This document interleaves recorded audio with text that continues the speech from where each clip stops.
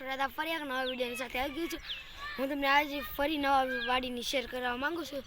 તો ચાલો વાડીની શરૂઆત કરી લઈએ. અહીંયાથી અહીંયા તૂર પહેલાં વાવી ગયેલી હતી. તૂર કાઢી અને ખેતર એટલામાં ઘણું સાફ અને સુંદર કરી દીધું છે. નહીં કાંઈ કચરું, નહીં કાંઈ પ્લાસ્ટિક, નહીં કાંઈ. અને થાંભલા પણ છે વાડીની વચ્ચોવચ્ચ.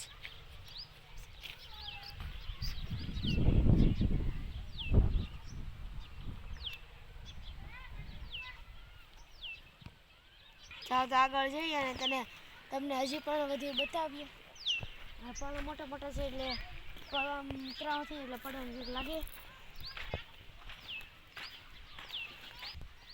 તો આ ખેતરમાં ક્યાંય પ્લાસ્ટિક નહીં, ક્યાંય બીજી વસ્તુ નહીં, ક્યાંય લાકડાના બટકા નહીં, ક્યાંય નહીં. એમને સુંદર આ ખેતર લાગે છે, ચોખ્ખું સ્વચ્છ સારું ખેતર લાગે છે.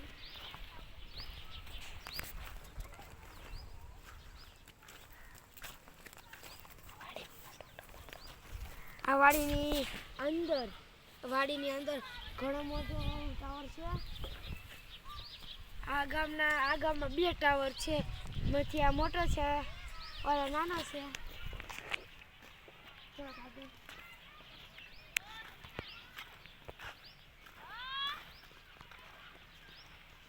ચાલો તો આગળ જઈએ.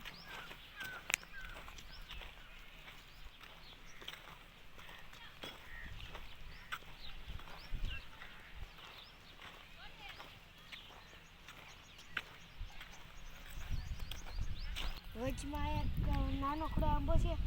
તેમાં હજી પણ કાંઈ વસ્તુ નથી આવી, ને મોર કે નહીં કેરીઓ કાંઈ નથી આવી.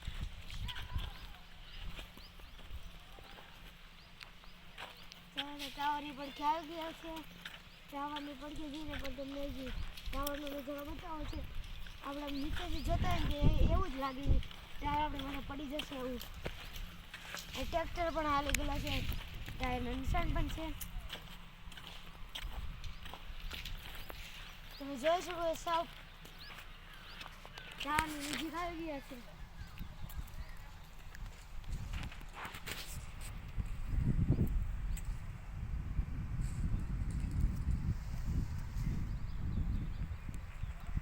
ચાલો તો આગળ જઈએ.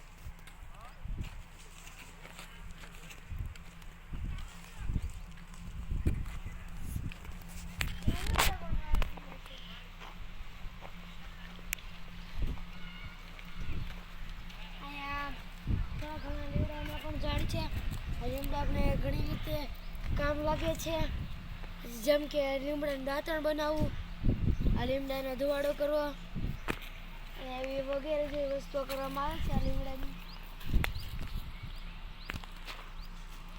આ વાડીમાં લકરા પપૈયા જ આવી ગયેલા છે અને પપૈયા પણ ખૂબ જ મીઠા થાય છે. અમે 1-2 વાર અહીંયાથી લઈ ગયા પણ છે. અને અહીંયા તમે જોઈ શકો છો વાડીનો વેળો પણ છે, તે હજી લીલો છે. કોક જ પડેલા તેમાંથી સુકાઈ ગયા છે અને ઘણા બધા પપૈયા પણ આવ્યા છે. તમે જોયા છે ગોળ પપૈયા, પણ આ છે લાંબા. તમે જોઈ શકો છો ઘણા બધા પપૈયા છે પણ તે બધા જ કાચા છે. અહીંયા ગોળ છે, અહીંયા ગોળ પપૈયા છે પણ આ નાના છે, જે પાકવામાં થોડો સમય લાગશે. સામેની બાજુથી બકરા પણ આવી રહ્યા છે.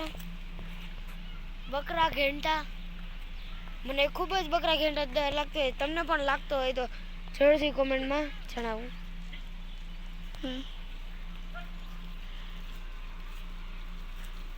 વાહ વાહ વાહ, એક પપૈયો ચાલે તો એની મને નજર જ નહીં. થોડુંક હાલે ને બકરાને જોવા હાટો તો એવડો મોટો પપૈયો બની ગયો. તમે જોઈ શકો છો કેવડું મોટું પપૈયું છે,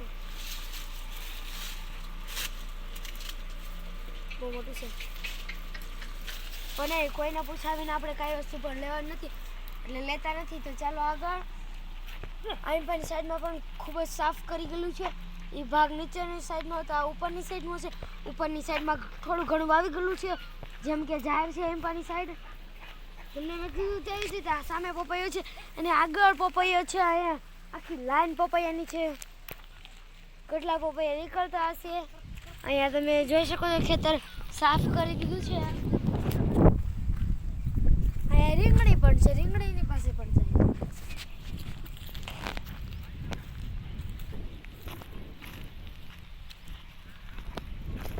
આ ઓળો થાય એવા રીંગણા છે.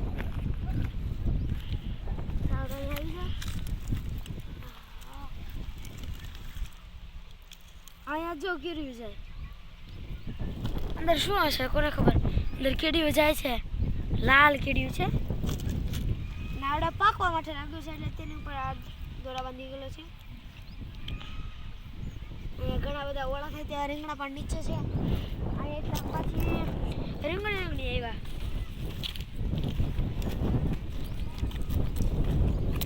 અહીંયા આમાં પણ રીંગણી છે, રીંગણા છે. અહીંયા પણ છે રીંગણું. શાક થાય, ઓળો થાય. આગળ જઈને તમને ટમેટા પણ બતાવું. ટમેટા નથી પણ ટમેટું છે. અને સુકાઈ ગયો છે વેલો. આના ટમેટા પણ સુકાઈ ગયા છે. કારણ આ કેવો સુંદર વેલો હતો ટમેટી. અને પાછી લીલો છે. મને લાગ્યું કે એ વેલો સુકાઈ ગયો છે જ નહીં. વાહ, આ ટમેટા જો કેટલા બધા છે તમે જોઈ શકો છો. તો ટમેટા લઈ લઈએ. કાચું જવા દે, પાકા લઈ લઈએ. અહીંયા પણ ટમેટી છે. અહીંયા ઝાડ પણ છે થોડા ઘણામાં. ને માલ ઢોર હશે તેની માટે ખાવા માટે કામ લાગી. ઝાડ નથી પણ આ બાજરો છે, તમે જોઈ શકો છો. આ એટલા બધામાં બાજરો છે. ચાલો તો અહીં પર ટમેટી તમને બતાવી દીધી છે. તો અહીં પર તુર પણ છે. જેમ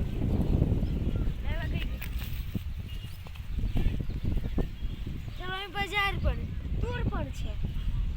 આ ઘર અહીંયા તીર પણ છે. અહીં કોથળી શા માટે બાંધી?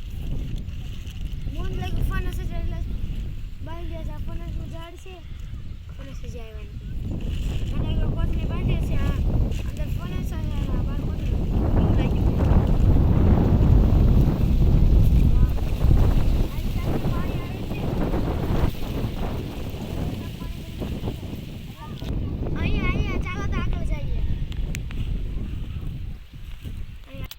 રામ રામ ને સીતારામ. આજનો વિડીયો મારો અહીંયા સમાપ્ત થાય છે. અને જો તમને મારો વિડીયો ગમ્યો હોય તો જરૂરથી કોમેન્ટમાં લગાવજો તમને વાડીને શેર કરવામાં કેવી મજા આવી.